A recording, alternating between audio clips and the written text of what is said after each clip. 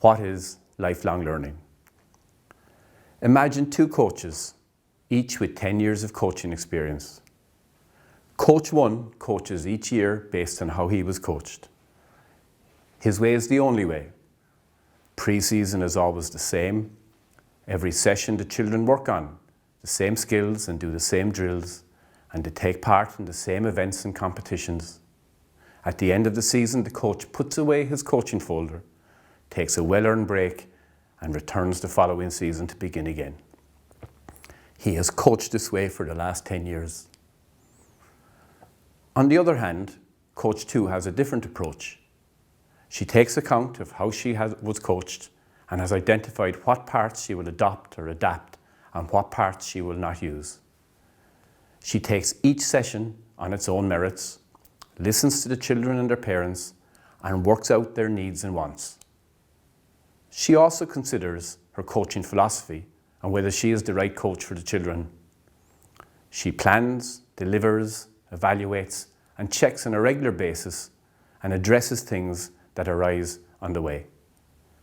At the end of the season, she reviews it and draws lessons to be applied in the next season. She also considers additional formal and informal development opportunities. Only then she takes her break. Each season sees her grow as a coach. Each new year, she looks to deliver a child-centered program that benefits each child. Over the last 10 years, year on year, she has become a more effective coach. Okay, you are left with two questions. Which coach would you like your children to be coached by? And which coach would you consider yourself to be? Coach 2, right? She is an example of a coach who has adopted a lifelong learning approach to her coaching.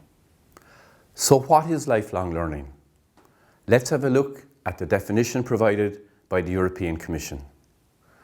Lifelong learning is the ongoing voluntary and self-motivated pursuit of knowledge for either personal or professional reasons. Therefore, it not only enhances social inclusion, active citizenship, and personal development, but also self-sustainability as well as competitiveness and employability. Okay, what's all that got to do with you completing these MOOCs? Well, these MOOCs are all about learning.